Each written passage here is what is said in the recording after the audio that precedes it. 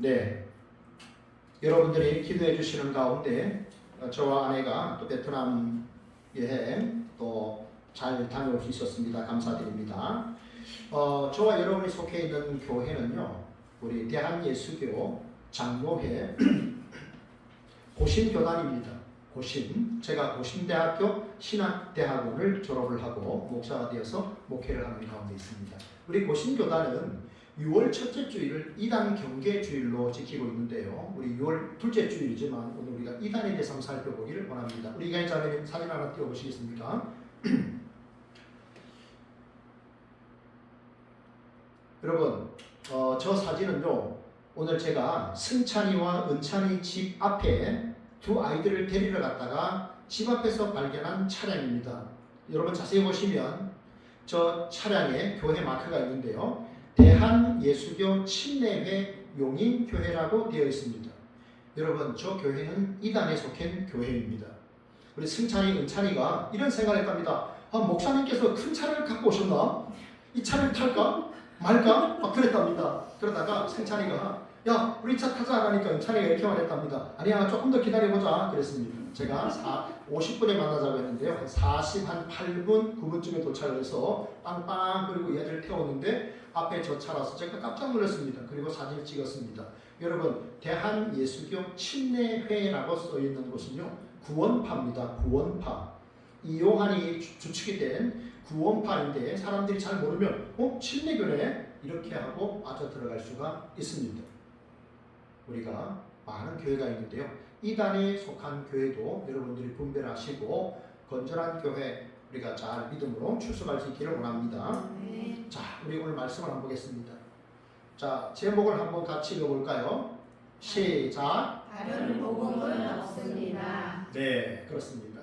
여러분, 이단이라는 저 한자는 무슨 뜻이냐면 저 이단의 이자는 달을 이자인데요. 형태는 사람이 탈을 썼습니다.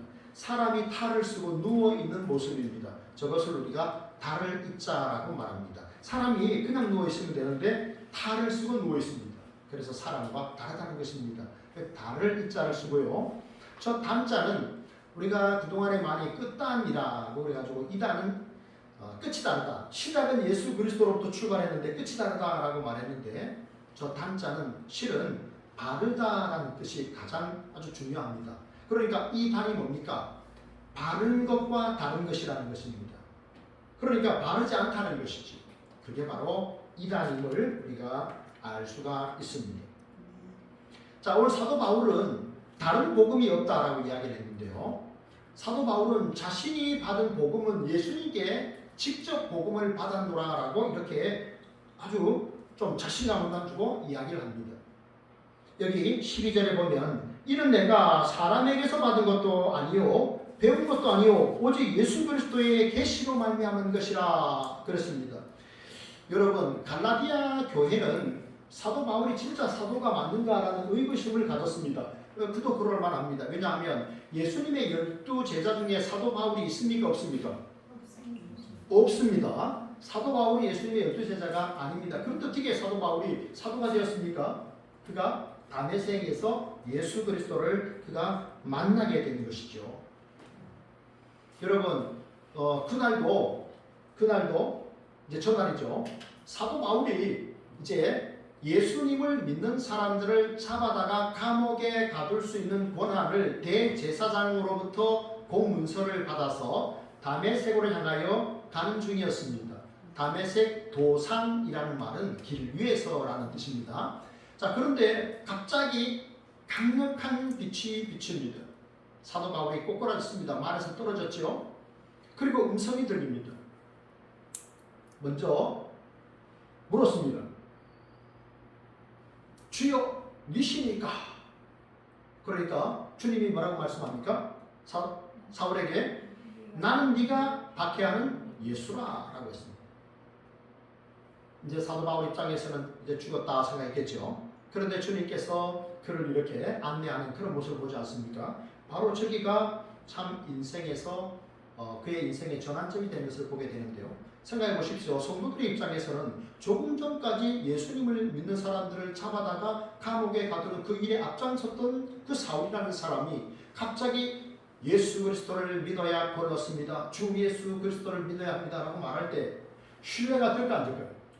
또 안 되겠죠. 의구심이 들겠죠. 아니 저 사람이 예수님의 12 제자도 아닌데다가 조금 전까지 우리를 박해하던 사람인데 예수 그리스도를 믿으라니 그렇게 의구심이 드는 것은 좀 당연한 일입니다. 그래서 사도 바울이 내가 사람에게서 복음을 받은 것이 아니라 예수 그리스도의 계시로 내가 복음을 받았노라 이렇게 말씀하는 것을 우리가 볼 수가 있습니다. 여러분 복음이 뭘까요? 복음이 뭡니까? 굿뉴스, 복된 소식을 복음이라고 말합니다. 그러면 모든 나라, 모든 백성들에게 좋은 소식은 무엇일까요? 여러분 대한민국이 1910년에 한일 합방이 되었습니다. 여러분 이것은 우리나라 사람들에게 기쁜 소식일까요? 슬픈 소식일까요? 기쁩니까? 슬픕니까? 슬픈 소식이죠. 한일 합방이 되었다는 것은 한일 합방이 되었다는 것은 한국을 이제 일본이 통치하게 됐다는 거예요. 기쁜 소식입니까? 안 기쁜 소식입니까? 안 기쁜 소식이죠. 그러면 일본이 패망했다는 소식은 일본 사람들에게는 기쁜 소식입니까? 슬픈 소식입니까? 그러면 억압을 받던 나라를 잃었던 우리나라 사람들에게는 일본이 패망했다는 소식이 기쁜 소식입니까? 슬픈 소식입니까? 그렇죠. 멀쩡히 5천년의 유관 역사를 가지고 있는 우리나라가 1910년에 한일합방이 되면서 나라를 빼앗겼습니다. 무려 32년 동안에. 그래서 말도 잃고 글도 잃었습니다. 역사를 빼앗겼습니다. 그러다가 2차 대전 이후에 일본이 패망하면서 우리가 대한독립 만세라고 외치지 않았습니까? 1919년 그때 3월 1일에 대한독립 만세 했을 때는 사람들이 칼과 창에서 죽임을 당했지만 1945년 8월 15일에 대한독립 만세라고 외쳤을 때는 누구도 뭐라고 하지 못했습니다. 여러분 이렇게 사람들에게 각 나라 민족마다 어떤 소식은 기쁜 소식이고 어떤 소식은 슬픈 소식입니다. 그러나 예수님이 우리의 주가 되시고 우리의 그리스도가 되십니다라고 하는 이 소식은 모든 민족에게 복된 소식인 줄 믿습니다. 네, 어느 나라 모든 민족, 어느 나라 어떤 사람들에게도 예수 그리스도가 주가 되시고 그리스도가 되신다는 사실은 복음인 것입니다. 여러분 복음이 무엇입니까? 2000년 전에 이 땅에 오신 하나님의 아들 예수 그리스도, 그분이 우리의 주가 되시고 그분이 우리의 그리스도가 되신다는 사실입니다. 그래서 우리는 예수님을 주 예수 그리스도라고 말합니다. 여러분 예수님께서 우리의 주가 되신다는 말은 주라는 말에는 두 가지 의미가 있는데요. 하나는 구세주라는 의미고 하나는 주인이라는 의미입니다. 여러분 그런데 많은 분들이 예수님이 나의 구세주가 되는 건 너무 기뻐하시죠. 그죠? 주님이 나를 위해 죽으셨다는 그 사실, 주님 내게 영원한 생명을 주시려고 부활하셨다는 그 사실을 너무 기뻐합니다. 그런데 예수님이 나의 주인이라는 사실에 대해서는 굉장히 좀 거부감이 있습니다. 왜냐하면 우리는 내 인생의 주인은 내가 되기를 원하거든요. 그래서 내 뜻대로 살기를 원하잖아요. 그런데 내 인생의 주인이 주님이십니다. 우리가 주님의 뜻에 우리가 행복하고 주님이 원하시는 삶을 살아야 됩니다라고 할 때 거부감이 있습니다. 여러분 예수님은 우리의 구세주가 되시고 주인이신 줄 믿으시기 바랍니다. 네, 주인의 뒤를 따라가면 되는 거예요.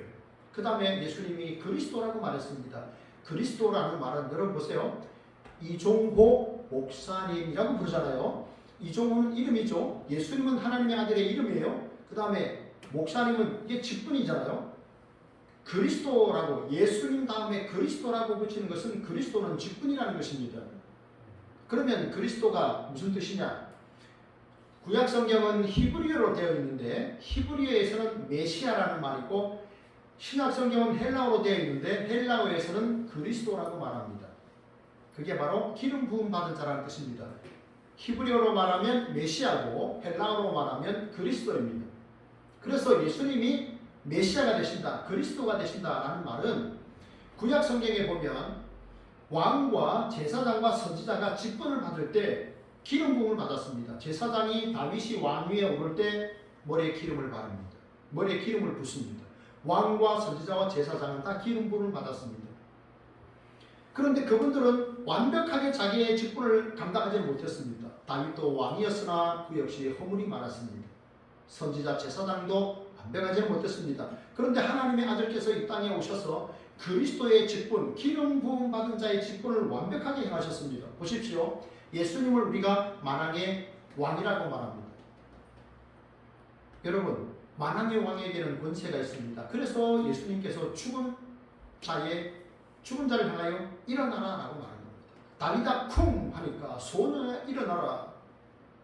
그러니까 죽은 아이가 일어났습니다. 죽은 소녀가 일어났습니다. 그 다음에 이미 죽은 지 하루 이틀 사흘 나흘이 된 그 나사로의 무덤 앞에서 예수님께서 말씀하셨습니다. 사람들에게 돌을 치우라고 말씀하시면서 나사로야 나오너라 라고 말했습니다. 그랬더니 나사로가 이 배를 동인 채로 걸어 나왔다고 성경이 말씀하고 있습니다. 인간은 죽음의 문제를 해결할 수 없습니다. 그렇기 때문에 연약한 존재입니다. 그런데 하나님 아들 예수님은 그분이 하나님이시기 때문에 죽은 자를 향하여 일어나라고 말할 수 있었고 그런 삶을 살았던 겁니다. 여러분, 잔치에 포도주가 떨어졌습니다. 포도주가 떨어졌습니다. 그런데 예수님께서 해결하셨습니다. 물이 변하여 포도주 됐네. 예수님이 말씀하시니 물이 변하여 포도주 됐네. 네, 그렇습니다. 주님께서 그 하인들에게 그 물 항아리 입구에다 물을 가득 채워서 연회장에게 갖다 주라고 했습니다. 그런데 하인들은 알죠. 물도수 갖다 줬는데 회장장이 맛보더니 최고의 포도주다. 어떻게 사람들은 처음에 좋은 포도주를 냈다가 사람들이 취하면 수준이 낮은 포도주를 냈는데 어찌 당신들은 최고의 포도주를 지금 내오느냐. 연회장이 감탄했습니다. 하인들은 압니다. 이게 조금 전까지 물이었다는 것을 압니다. 그분은 만왕의 왕이셨기 때문에 그런 일을 하실 수 있었습니다. 여러분, 아이가 자기 먹으려고 도시락을 싸왔습니다. 오병이어입니다. 떡 5개, 물고기 2마리였습니다. 그런데 예수님 하나님께 감사의 기도를 하시고 그것을 나눠주셨는데 남자 성인만 먹은 수가 5천이다. 그래서 2만 명이 먹었다라고 우리가 가정을 하는 겁니다. 가족수를 생각해서. 그리고 12바구니나 남았다라고 했습니다. 그분이 왕이시니까 그분에게 있어서는 죽음의 문제는 해결 쉬운 일입니다. 일상인 것이죠. 오병이어로 2만 명을 먹인다. 아주 쉬운 겁니다. 주님이 풍랑이 이는 그 호수 갈릴리호수를 향하여 잠잠하라고 말씀하셨더니 이내 잠잠해졌습니다. 주님이 세상 만물을 만드신 분이니까 가능한 겁니다. 그래서 우리 예수님은 완벽하게 왕의 사명을 다하셨습니다. 그리고 여러분, 그 다음에 저 선지자를 보십시오. 선지자는 어떤 사람입니까? 선지자는 하나님께서 음성을 그에게 주시면 그가 그 음성을 받고 왕이나 백성들 앞에 나가서 하나님의 말씀을 전달하는 사람이었습니다. 그런데 예수님이 곧 하나님이시기 때문에 예수님의 말씀은 곧 하나님의 말씀이셨습니다. 완벽한 하나님의 말씀을 예수님께서 전하셨던 것이죠. 그 다음에 여러분, 중간에 제사장을 보십시오. 제사장은 구약의 제사장들을 보면 사람이 죄를 지었을 때 그 직분이나 그것에 따라 형편에 따라서 하나님 앞에 가지고 나오는 예물이 달랐는데요. 예를 들어서 양을 한 마리 가져왔다. 그러면 먼저 죄를 지은 사람은 그 양의 머리에 안수를 합니다. 안수라는 말은 손을 올려놓는다라는 뜻입니다. 안수라는 뜻이. 그러면 어떻게 됩니까? 자기가 죄를 지었는데 그 죄가 없는 멀쩡한 그 양이 갑자기 사람이 손을 자기 머리에 얹음으로 인해서 이 사람의 죄가 양에게로 넘어가게 되는 겁니다. 그래서 우리 그것을 전가라고 하는데요. 한자로 보면 굴을 전자 굴을 가자입니다. 내 죄가 양에게 굴러가는 겁니다. 그래서 그 양이 죽습니다. 그리고 제사장은 그 양이 죽음으로 그 죄인을 향하여 내 죄를 사하노라, 죄 사함을 선포합니다. 단회적으로 하는 것입니다. 이런 피해 제사는 계속되었습니다. 그러나 하나님의 아들께서 오셔서 십자가에서 피와 물을 다 쏟으셨습니다. 주님이 우리를 위해서 죽어주셨네. 그래서 어떤 목사님의 묘비에는 예수님 날 위해 죽어주셨네 라는 그 글자가 하나를 썼다고 합니다. 주님 날 위해 죽어주셨네. 주님이 우리를 위해서 죽어주신 겁니다. 무지하신 하나님의 아들께서 당신의 몸을 우리를 위한 희생제물로 내어주심으로 우리는 더 이상 피해 제사를 반복할 필요가 없었습니다. 예수님은 단번에 완벽하게 우리의 죄의 문제를 해결해 주셨죠. 그 온몸으로. 그래서 예수님은 완벽한 제사장이십니다. 여러분, 다메섹 도상에서 사도 바울이 주님을 만나기 전까지 그는 예수님에 대해서 예수님을 실패한 인생이라고 생각했습니다. 왜 그렇습니까? 예수님이 나무에 달렸습니다. 레위기에 보면 나무에 달린 자마다 저주를 받은 자라고 했습니다. 그리고 예수님 죽으셨습니다. 그래서 예수님은 실패한 존재라고 생각했습니다. 그래서 예수님이 다시 살아나셨다, 부활의 소식을 전하는 자들을 다 거짓이라고 생각했고 잡아다 가둔 일을 한 것입니다. 그런데 그가 다메섹 도상에서 주님을 만나고 그의 인생이 온전히 변화되는 것을 볼 수가 있습니다. 주님과의 깊이 있는 만남, 그것이 여러분의 인생의 터닝 포인트가 전환점이 될 수 있기를 축복합니다. 여러분, 사울은 예수 믿는 사람들을 잡아다가 죽이는 일에 전심전력했지만 우리 주님은 사울을 살리는 일에 전심전력하셨습니다. 말에서 떨어진 그를 안내하셨습니다. 그리고 주님이 그를 인격적으로 만나주셨습니다. 그가 눈멀어 있을 때 주님이 그를 만나주셨고 복음을 알려주셨습니다. 그래서 오늘 내가 복음을 받은 것은 예수 그리스도의 계시를 통해 내가 받았노라 이렇게 말씀하고 있지요. 여러분, 우리가 믿는 예수님은 생명의 주님이십니다. 내가 곧 길이요 진리요 생명이라. 생명을 가진 사람만이 내가 생명이라고 말할 수 있습니다. 수천 년 전에 왔다가 지금 죽어 무덤을 남긴 사람들은, 사리를 남긴 사람들은 내가 생명이라고 말할 수가 없는 것입니다.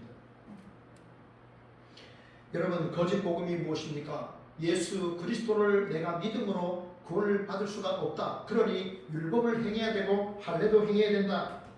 이렇게 말하는 것입니다. 예수 그리스도의 십자가 복음 외에 다른 것을 믿음으로 구원을 얻게 된다라고 말해주는 것이죠. 그것이 거짓 복음입니다. 여러분, 만약 예수 그리스도의 십자가 대속의 죽음 이외에 다른 방법으로 우리가 구원받을 수 있다면 하나님의 아들께서 왜 이 땅에 오셨겠습니까? 왜 무지하신 그분이 죽기까지 하셨습니까?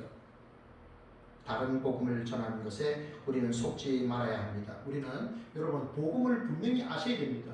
복음을 아셔야 됩니다. 복음을 전할 수 있어야 됩니다. 그래야 복음을 전해봐야 뭐가 내가 부족한지를 알게 됩니다. 무슨 문제가 있는지를 알게 됩니다. 그리고 복음에 대해서 여러분 확신을 갖기를 축복합니다. 아멘. 사도 바울은 사람들이 듣기 좋은 말만 하지 않았습니다. 누가복음 2장 25절을 보면 너희가 십자가에 못 박은 이 예수를 하나님이 주와 그리스도가 되게 하셨느니라. 당시의 유대인들은 복음에 문제가 있다고 생각했습니다. 왜냐하면 제가 말씀드린 대로 나무에 달린 자마다 저주를 받은 자니라고 했습니다. 어떻게 저주를 받은 예수가 하나님의 아들 메시아 그리스도가 될 수 있느냐 하는 것입니다. 그런데 누가복음 2장 25절에 보면 이것이 베드로의 설교인데요. 너희가 십자가에 못 박은 이 예수를 하나님이 주와 그리스도가 되게 하셨느니라. 그러니까 주 예수 그리스도가 성립이 되는 거예요. 이게 복음입니다. 여러분, 우리는 하나님의 종입니다. 하나님의 종이란 말은 하나님의 말씀에 귀를 기울여야 한다는 뜻입니다. 하나님을 먼저 기쁘시게 하는 삶을 살아야 한다는 겁니다. 그렇다고 해서 사람들과 이웃과 소통하지 말라는 뜻이 아닙니다. 먼저 해야 할 일은 하나님의 음성을 듣고 우리는 하나님을 기쁘시게 해야 됩니다. 사도 바울이 전한 복음은 온전히 예수 그리스도께로부터 받은 계시라고 했습니다. 여러분, 우리가 믿는 복음의 내용을 분명히 알고 확신을 가지고 이웃에게 전하는 그런 축복의 통로가 되시기를 진심으로 바랍니다. 아멘. 둘째입니다. 자, 같이 시작. 다른 복음은 없습니다. 아멘. 7절 보십시오. 다른 복음은 없나니 다만 어떤 사람들이 너희를 교란하여 그리스도의 복음을 변하게 하려 함이라.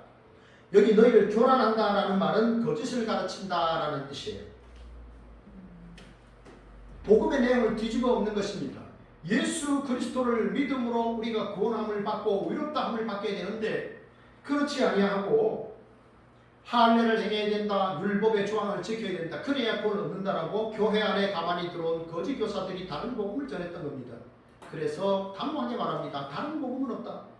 우리나 혹은 하늘에서 내려온 천사라도 다른 복음을 전하게 되면 저주를 받게 된다. 이렇게 말씀하고 있는 것이죠. 여러분, 하나님께서 구약의 율법을 많이 주셨는데 대표적으로 십계명이 있습니다. 여러분, 십계명이 있는데요. 여러분, 이 계명 다 지킬 수 있습니까? 십계명. 십계명을 다 지킬 수 없죠, 그죠? 우리가 십계명을 온전히 지킬 수가 없습니다. 그리고 구약에 있는 많은 율법의 조항들을 다 지켜낼 수 없습니다. 그래서 하나님께서 우리에게 율법을 주신 목적이 있습니다. 왜 주셨을까요? 여러분, 하나님께서 우리에게 율법을 주신 목적이 있습니다. 왜 율법을 주셨을까요? 이주연 자매님은 어떻게 생각합니까? 왜 율법을 주셨다고 생각합니까? 잘 모르겠습니까? 네, 하나님께서 우리에게 율법을 주신 목적은요, 내가 율법을 쳐다볼수록 내가 율법을 지키지 못하는 연약한 존재라는 것을 깨닫고 하나님이 보내실 메시아를 바라보게 하는 겁니다. 그게 목적입니다. 율법을 쳐다볼수록 너무 부끄러운 것입니다. 내 모습이 너무 추하고 부끄러운 것입니다. 그래서 이 모습대로 하나님 앞에 꼴을 받을 수 없기 때문에 하나님이 우리를 보내실 메시아 그리스도 그분을 바라보게 하는 겁니다. 그래서 율법은 우리를 그리스도에게로 인도하는, 전에 보면 몽학 선생과 같다, 지금 성경은 초등교사와 같다라고 했습니다. 율법은 우리를 예수 그리스도에게로 안내하는 이정표 같은 역할을 하는 것이죠. 그래서 예수님께서도 이 땅에 오셨을 때 내가 율법을 폐하러 온 것이 아니라 율법을 완성하러 왔노라라고 말씀하셨습니다. 우리가 구원 얻을 수 있는 비결은 뭡니까? 율법을 완성하신 예수 그리스도 그분을 믿음으로 우리가 온전히 구원을 얻게 되는 줄 믿습니다. 여러분, 이단 경계 주일, 그래서 이제 이단에 대해서 말씀을 전하는데요. 이단의 공통적인 특징이 몇 가지가 있습니다. 첫째는요, 복음만 갖고 안 된다는 겁니다. 예수님만 갖고 안 된다는 거예요.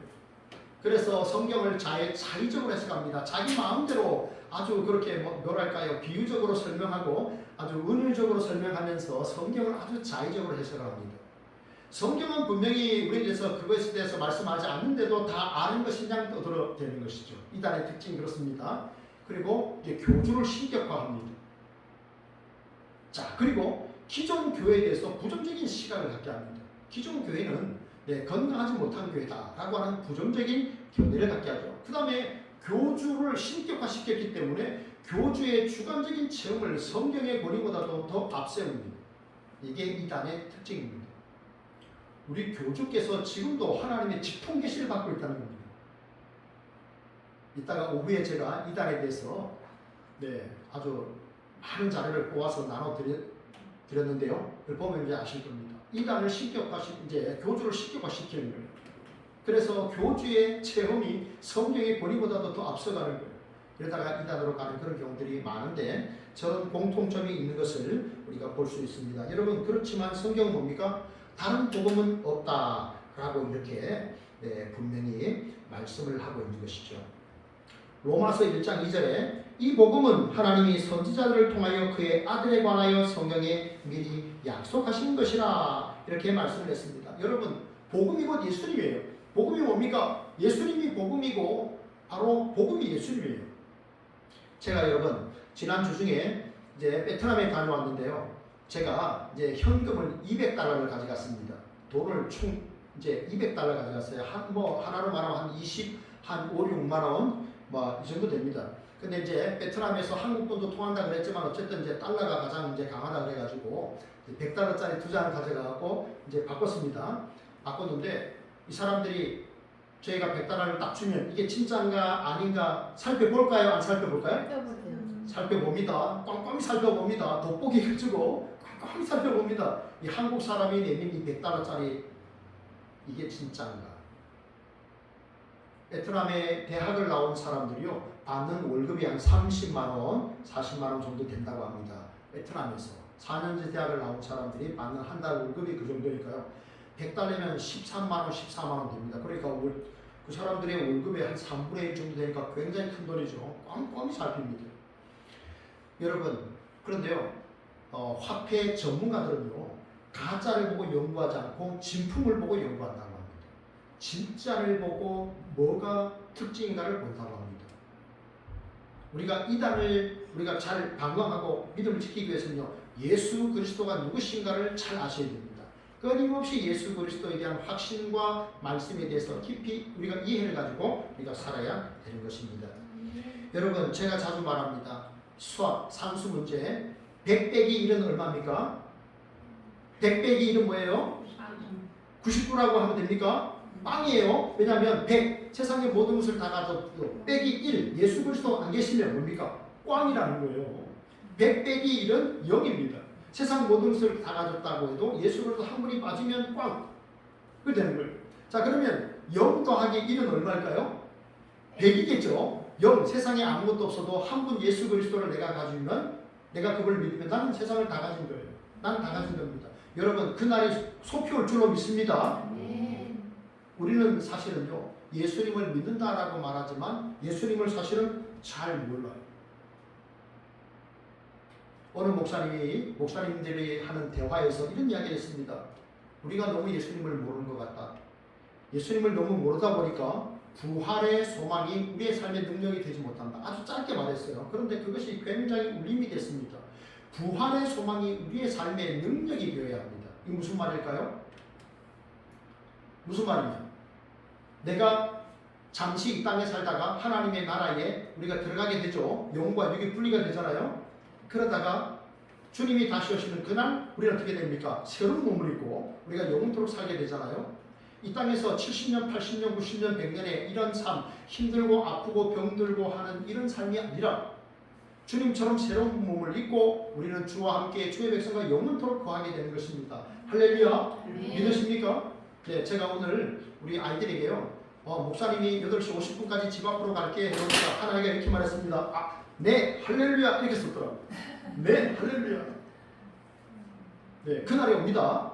우리가 새로운 몸을 입고 주와 함께 주의 백성들과 함께 영원토록 우리가 거하게 될 그날이 옵니다. 여러분 부활의 소망, 부활이 여러분의 삶에 분명한 능력이 되기 원합니다. 그래서 그 부활의 능력과 소망으로 이 땅에서 저와 여러분 모두가 그리스도인답게 살아가기를 축복합니다. 아멘. 여러분의 소망이 무엇입니까? 목사님 삶이 참 힘듭니다. 어렵습니다. 그래서 로또 복권이 여러분의 소망입니까? 복권이 여러분의 소망이 되지 않기를 축복합니다. 아멘. 예수 그리스도 그분만이 우리의 참된 소망이 되십니다. 우리 주님께서 다른 복음을 주신 적이 없다고 말했습니다. 사도행전 4장 12절에 보면 다른 이로서는 구원을 받을 수 없나니 천하 사람 중에 구원을 받을 만한 다른 이름을 우리에게 주신 일이 없습니다. 아멘. 여러분 우리 한국에 이단들이 참 많은데 특별히 제가 하나님의 교회에 대해서 사진 하나 찍어왔어요. 자 여러분 우리 교회 맞은편에 한 100m쯤 떨어진 저기에 이단 교회가 하나 있습니다. 하나님의 교회라는 저 교회가 있어요. 자 여러분 근데 왜 하나님의 교회가 왜 이단이냐? 잠시 설명합니다. 자 저 하나님의 교회는 사실 처음에는 하나님의 교회가 아니었습니다. 안상홍 증인회였습니다. 안상홍 씨가 재림 예수라는 겁니다. 그래서 재림 예수인 안상홍의 이름으로 그들이 기도합니다. 놀랐죠 여러분? 네. 안상홍 씨가 재림 예수예요. 그런데 여러분 만약에 안상홍 씨가 정말 재림 예수라면 그가 죽어야 됩니까? 계속 살아있어야 됩니까? 계속 살아있어야 되죠. 그런데 안상홍 씨는 1985년 2월 24일에 돌아가셨습니다. 그래서 경상남도 양산에 가면 저렇게 무덤이 있습니다. 제가 뭐라고 썼는가 좀 묘비가 너무 궁금해서 자세히 살펴봤더니요. 선지 엘리야 안상홍 그 옆에는 황원순의 묘 이렇게 돼 있어요. 안상홍이 죽었단 말입니까? 살아있다는 말입니까? 죽었단 말입니다. 그러니까 안상홍이가 재림 예수입니까? 아닙니까? 아니라는 거예요. 턱없이 거짓말하는 거예요. 터무니없이 거짓말하는 거예요. 예수님께서 초림하신 예수님께서 완벽하게 그 사역을 다 못하셨기 때문에 자기가 이 땅에 내려왔다는 거예요. 그래서 자기가 그 남은 사역을 다 감당을 하는 그런 재림 예수가 됐다는 겁니다. 이게 안상홍 씨의 주장인데요. 만약에 정말 그분이 재림 예수님이라면 저렇게 죽을 수도 없거니와 예수님이 재림하시면 우리가 호련히 변화됩니다. 그리고 새하늘과 새 땅에 우리가 입성하게 되는데 이제 그대로잖아요. 그대로 죄가 있고 고통이 있고 아픔이 있고 질병이 있고 어려움이 있는 이 상태잖아요. 이게 무슨 천국입니까 여러분?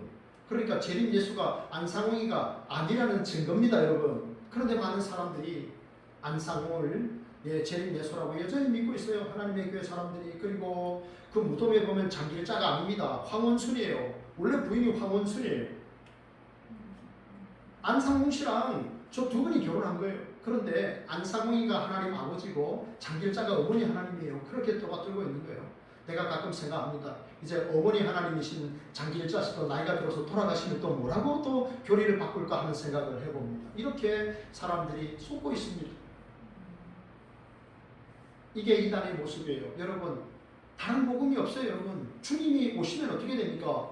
우리가 휴거가 되는 거예요. 우리가 호련히 들림을 받는 겁니다. 새로운 몸을 입게 되는 거예요. 그러니까 짧은 죽음을 경험하는 것이죠. 여러분 우리가 이 몸에서 새로운 몸을 입게 되잖아요. 그 아주 짧은 순간에 죽음을 경험하는 거죠. 새로운 몸을 입게 되는 거예요. 그리고 어떻게 됩니까? 영원히 주와 함께 주님처럼 우리가 영원히 살게 되는 거예요. 그게 복음이에요. 그런데요, 재림 예수가 왔는데 재림 예수라고 말한 사람은 자기가 죽어 있고 사람들은 그를 재림 예수라고 믿고 있고 정말 너무 웃기고 처분이 없는 이런 일들이 대한민국에 많이 일어나고 있습니다. 너무 안타깝습니다. 여러분, 다른 복음은 없습니다. 우리가 받은 복음에 대한 확신을 가지고 그 복음으로 여러분들이 잘 무장하시기를 축복합니다. 아멘. 셋째 마지막입니다. 같이 한번 읽어볼까요? 시작. 이라는 반드시 저주를 받게 됩니다. 아멘. 네, 저주를 받게 된다라고 했습니다. 여기 저주를 받게 된다는 말이 굉장히 중요한 말인데, 저주라는 말은 예수 그리스도에게서 우리가 분리된다는 겁니다. 여러분은 지금 주님 안에 계십니까? 주님을 떠나 있습니까? 주님 안에 있습니다. 네, 그렇습니다. 여러분들이 영원히 예수 그리스도에게서 분리되지 않기를 축복합니다. 주님에게서 떨어지지 마십시오. 그러면 다 잃어버리는 겁니다. 내가 건강을 잃는 것, 그거 사실 조금 잃는 것이에요.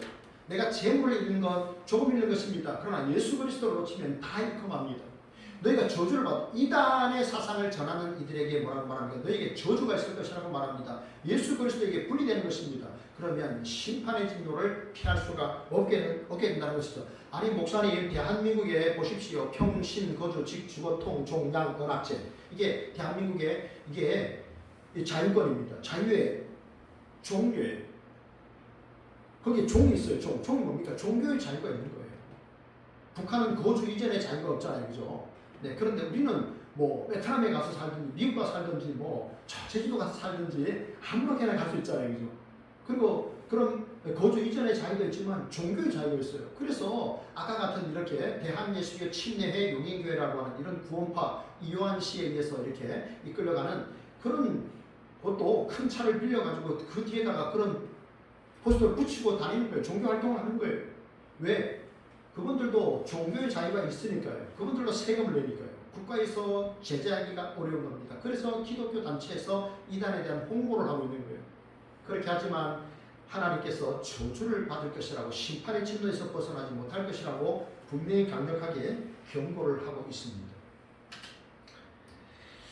히브리서 10장 29절에 말씀합니다. 하물며 하나님의 아들을 짓밟고 자기를 거룩하게 한 언약의 피를 부정한 것을 여기고 은혜의 성령을 욕되게 하는 자가 당연히 받을 형벌은 얼마나 더 무겁겠느냐 너희는 생각하라.